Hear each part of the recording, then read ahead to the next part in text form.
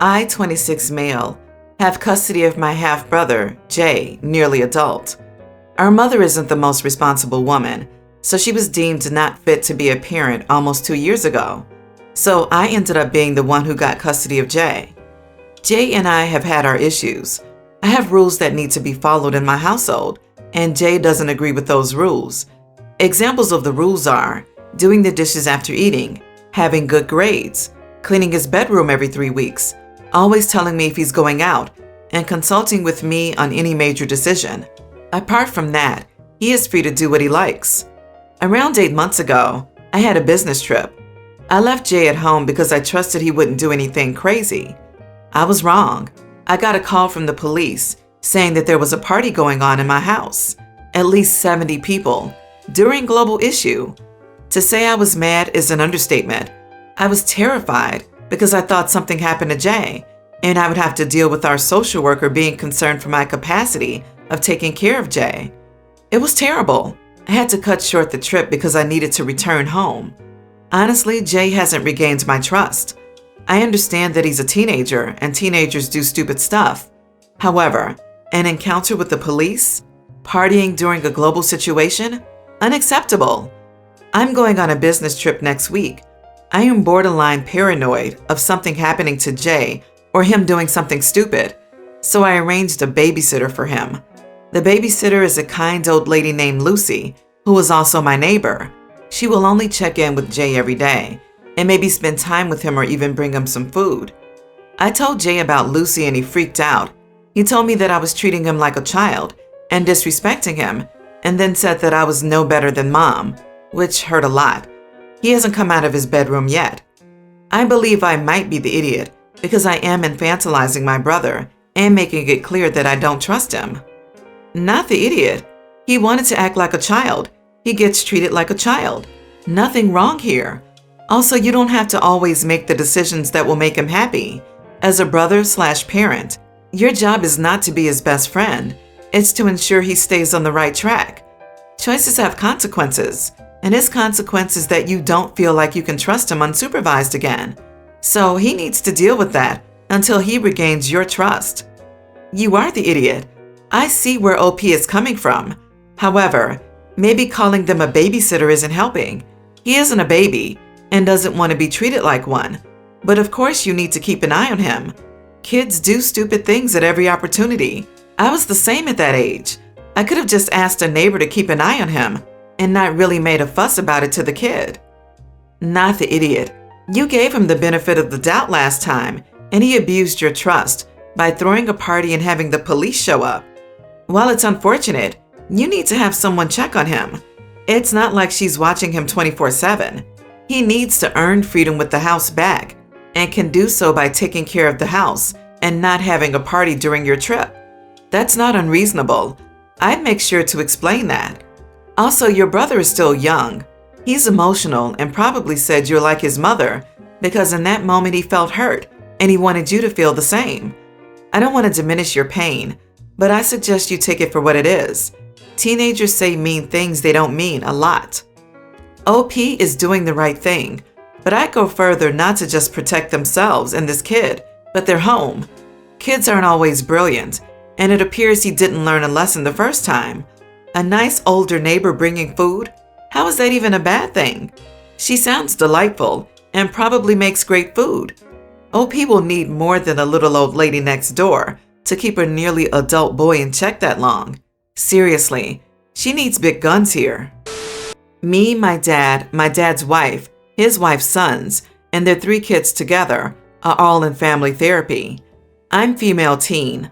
My dad decided family therapy was the way to go because I refused to integrate into the family when I moved here 2 years ago, following my mom's death. My dad moved away from me after he and my mom decided to divorce for good. They were on and off until I was 5, and then he just up and moved away one day. The next time I saw him, which was 5 months later, he was living with his wife.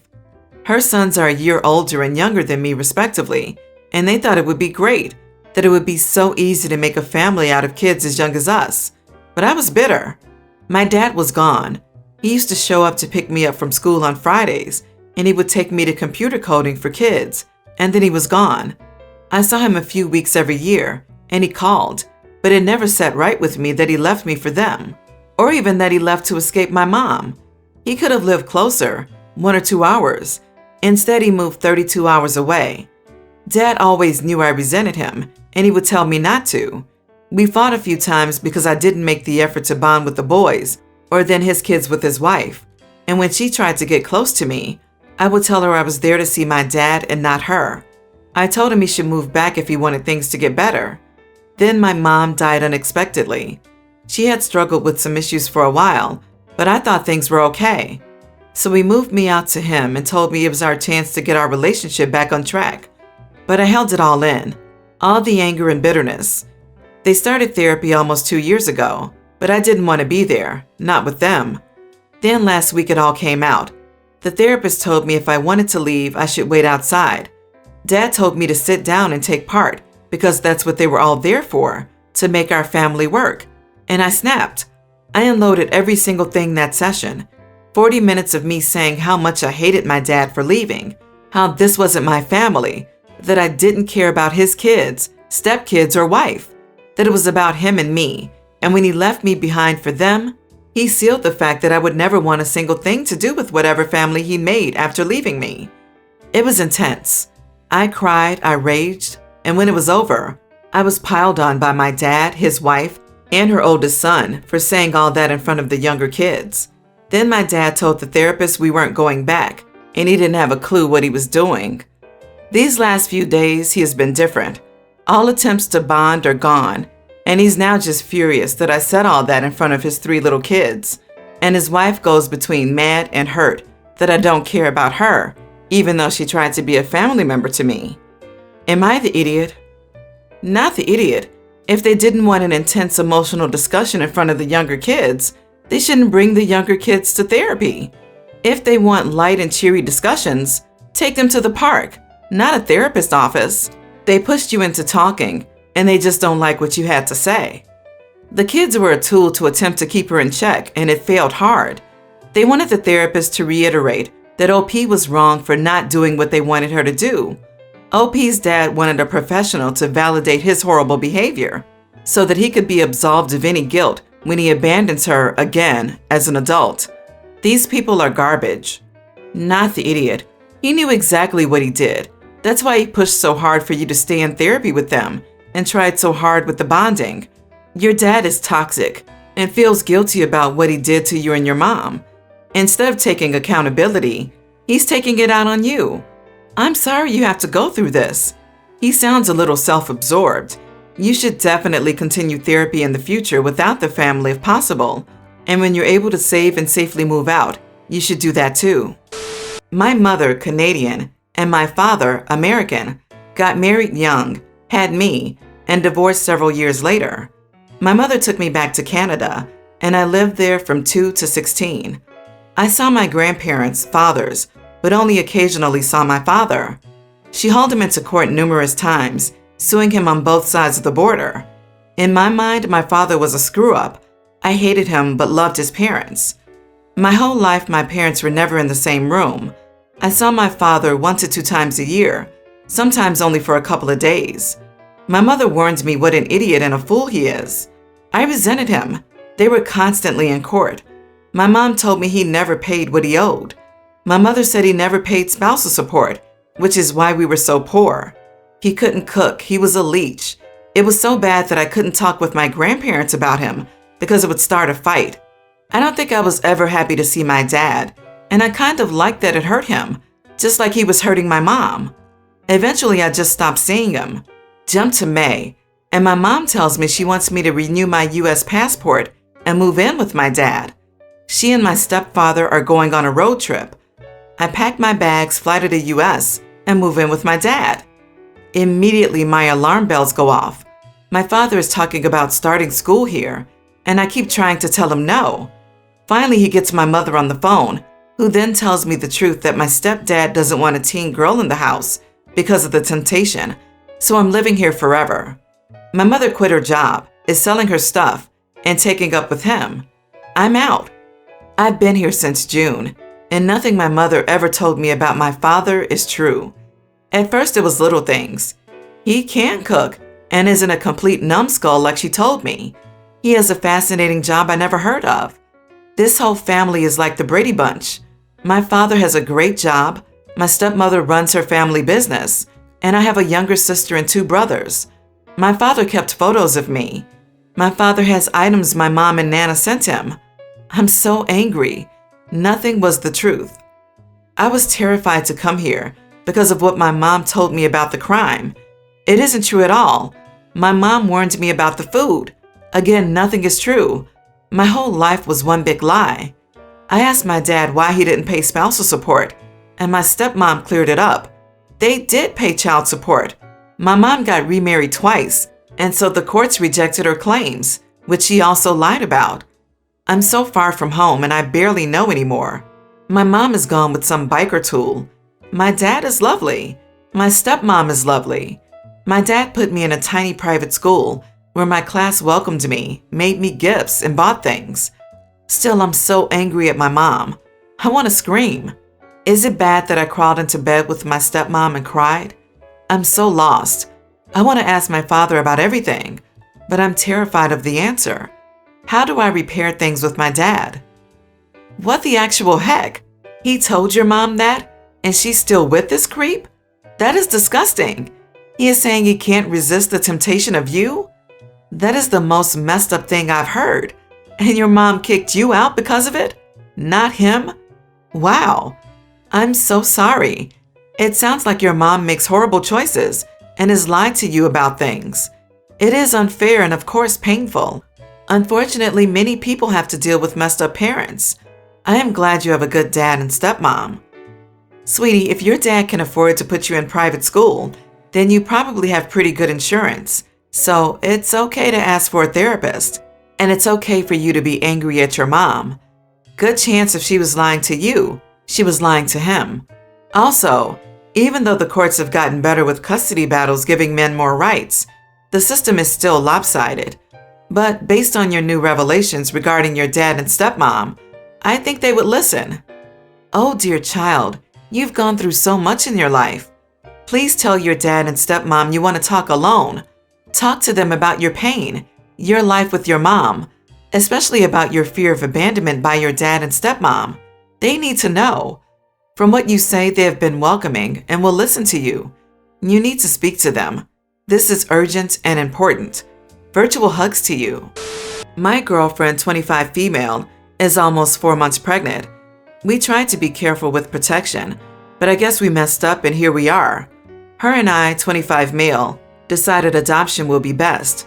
We want kids in the future, but we're both working minimum wage jobs, barely making it okay with the bills every month. And we talked about it a lot before we decided it just wouldn't be fair if our baby had to live in awful conditions, because it will get expensive when we could find someone who might be able to. We found this couple through friends of friends, and we're getting to know them pretty well, seeing what kind of people they are. My family knows we're choosing this route, and for the most part support it. My sister, 35, however, keeps pushing that we keep the baby. She has 3 kids herself, and all she keeps saying is parenthood is hard, but it's rewarding. I've told her, yeah, we get that. We want kids, but in the future with better jobs and us not counting change in our pockets to take the train to work. It's been hard enough accepting the reality that we won't get to raise our first baby together, and her constant comments don't make it better. Even when I ask her to tell me how we're going to support a baby, she just says she doesn't know, but she'll find a way. I've told her many times to stop talking about it because of everything it does to us, and she's not even being helpful. Today at my mom's, she still brings it up again, just saying she really thinks we're making a mistake, and talking about how tough it'll be as a parent, but it'll be worth it. My girlfriend got all upset and went to the bathroom. And I don't know, I just told her to shut up already. Exactly like that. And that I'm sick of her always talking about this. We know everything we're going to miss out on, so stop talking already. Wasn't like screaming or anything, but I did raise my voice at her because I was just so frustrated already. We didn't stay long, but yeah, my sister does think I was an idiot for having that reaction, and she doesn't deserve to be told to shut up for simply caring about her future niece or nephew. We never fought like this before, but I really couldn't take it anymore. She won't talk to me, still thinks I was in the wrong. It's hard to see how, but maybe I missed something. Was I an asshole? Not the idiot.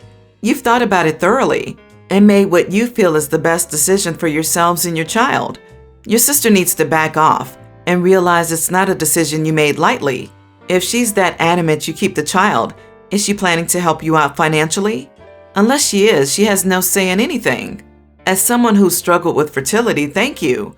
Thank you for doing the best for your child. Thank you for giving someone a chance at parenthood that they may not have had otherwise. And good luck with everything. You're doing an incredible, selfless thing. Not the idiot. It sounds like you have a support network available. I had an unplanned child at 24. Me and the mother are still together, and we kept him.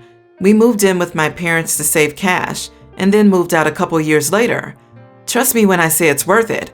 At the moment, you're quite detached from the situation. Before I got pregnant, we traveled for a wedding, and the bride, my husband's stepmom, pitches a hissy fit because mother-in-law's dress was the same color as hers, which really wasn't anyone's fault. After all, it wasn't white. Nevertheless, she demanded mother-in-law not wear it, and I reluctantly gave mother-in-law something of mine to wear. Her boyfriend, now fiancé, decided to dump an entire bottle of wine in her lap while drunk because he hates me. Mother-in-law thought it was funny, and when she took the dress off, father-in-law took it from her and ripped it. I was angry and asked mother-in-law to pay me $300. It isn't even a lot of money to her, but mother-in-law refused, and as a result, my husband agrees to cut her off for a while. I recently had a daughter.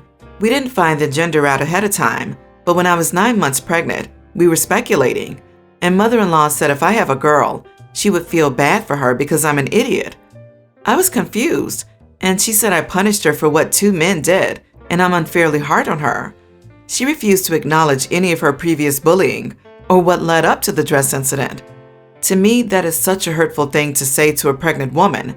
She has not met the baby yet, and I said she could when she gives a sincere apology. Mother-in-law said okay, but hasn't apologized, and the baby is 9 months now. My husband is becoming frustrated and thinks I'm being punitive. He also found out I'm not invited to her upcoming wedding, and mother-in-law doesn't seem to care too much if he's there. He thinks I've taken it too far. Not the idiot. You know what always amazes me? How the spouse is always supposed to get over it, and the spouse is always the one overreacting. You have an in-law problem. However, the biggest problem is your husband. You had your property ruined. You were insulted, and now you're expected to move on? Ridiculous. I would maintain no contact for yourself and the baby. Then your husband can do as he pleases. Not the idiot. And you have every right to take her to small claims court for the cost of the dress as well. They ruined your dress because mother-in-law is salty she couldn't wear what she wanted. To be honest, I wouldn't even really be willing to go back to having contact at all after she said that, even with an apology. Get what you are owed for the dress and be done with them for good. OP, if husband doesn't see how crappy his mother has been to the mother of his child, he needs some talking to. It's actually great you're not invited to the wedding. Save you the trip to watch a nightmare. Stand firm with your stance, and don't cave in to such people who may possibly negatively influence your child.